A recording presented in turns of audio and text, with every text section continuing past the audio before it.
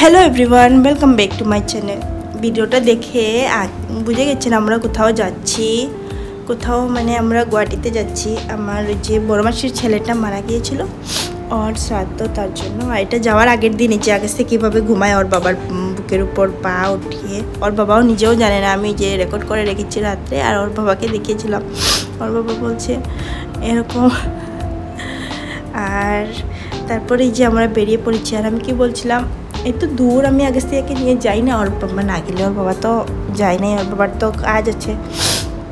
সবাই ওর বাবাকেও বলেছিল যাওয়ার জন্য। আমি তো জানি আমার ছোট বাচ্চা আছে, ওর ছোটো আগস্তিয়া, তার জন্য বলেছে আসতে, অত দূর প্রবলেম হবে। আর এখানে এসেও তার জন্য বলেছিল ওর আগস্তিয়ার বাবাকে যাওয়ার জন্য, বাট ওর বাবার টাইমই হয় না, কাজ আছে, তার জন্য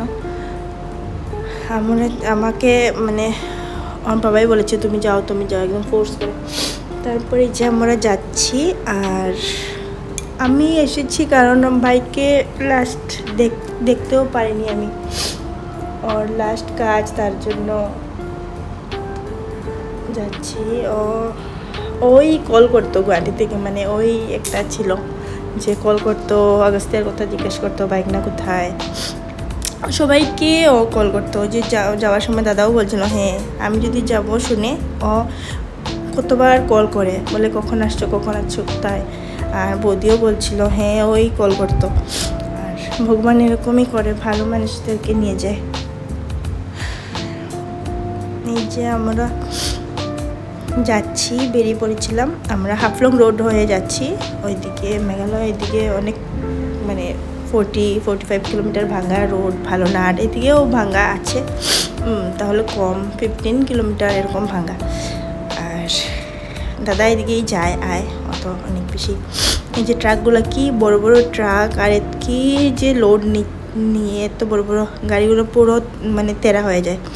আর দেখেই ভয় লাগে, এত বাজে রাস্তাগুলো।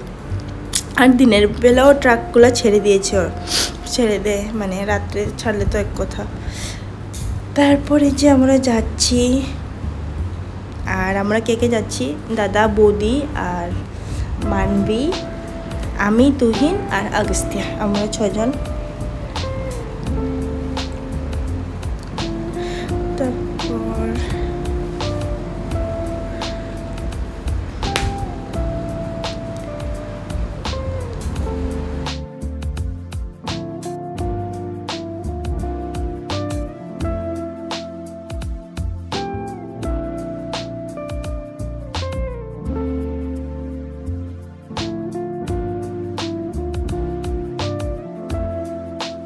আগস্তিয়াকে নিয়ে এত দূর মানে গুয়াহাটি আমি আরেকবার গিয়েছিলাম আগস্তিয়া যখন 6 মান্থের ছিল, ওর অন্নপ্রাশন দেওয়ার জন্য কামাখ্যা। আর তখন তো ওর বাবা ছিল, পিসিও ছিল, আর মা ওরাও ছিল। হ্যাঁ আমরা সবাই গিয়েছিলাম একসাথে। হ্যাঁ। আর এখন ওকে নিয়ে যে আমার একদম হাতে ব্যথা হয়ে গেছে, এত দূর পুরো রাস্তা ওকে নিয়ে হাতে নিয়ে।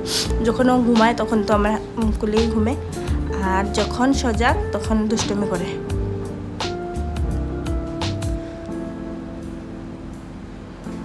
আর এই যে গাড়ির কি অবস্থা,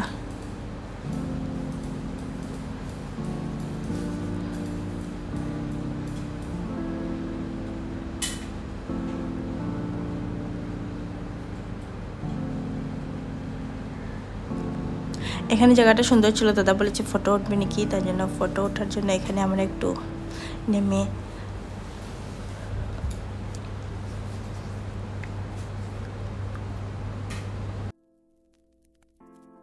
এই যে গাড়ির কি অবস্থা, একদম গাড়িটার হ্যান্ডেলে ধরে গাড়ি খোলা যায় না, এত বেশি।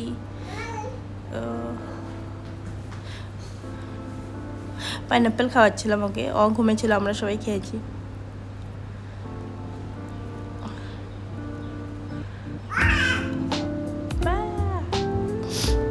তারপরে যে আমরা আবার যাচ্ছি।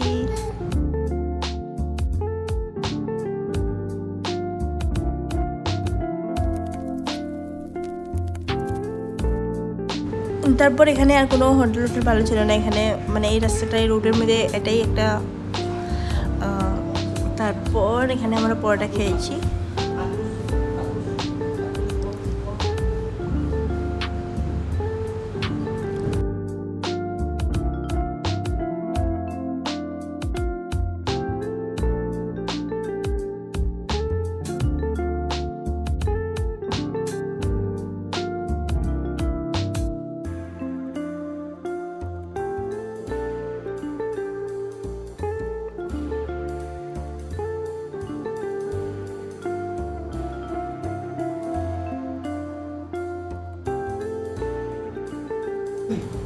তারপরে যে এখানে আগস্টে উঠে গেছে, আমরা এসে গেছি গুয়াহাটি বেলতলা। আর এখানে এসে দাদা বৌদি ওরা রুম দেখার জন্য গিয়েছিল, কারণ এত বেশি লেট হয়ে গেছে আমাদের। ভেবেছিল যে ঘরে গিয়ে আর ওদেরকে ডিস্টার্ব করবো না, কালকে তো শ্রাদ্ধ কাজ আছে, তার জন্য ভেবেছি রুম দেখে আমরা এখানেই থেকে যাব। বাট পরে তো দিদা ওরা কল করে বলছে খাওয়ার জন্য। তাই যে দিদি কী করছে, খেলছে ওরা, ভু ভু করছে, কি কনভারসেশন চলছে ওদের মধ্যে, ওরা কি হাসছে, কথা বলছে দুজন মিলে। এই জায়গাটা আনমিট করতে হবে। তুমি আর দিদি কথা বলছো? হ্যাঁ।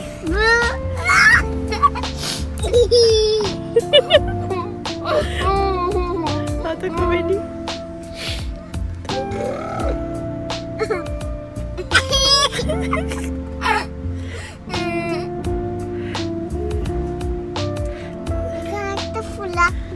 মশা কামড় দিয়েছে। হ্যাঁ, ফুলা মশা খেলে ডেঞ্জার হয়।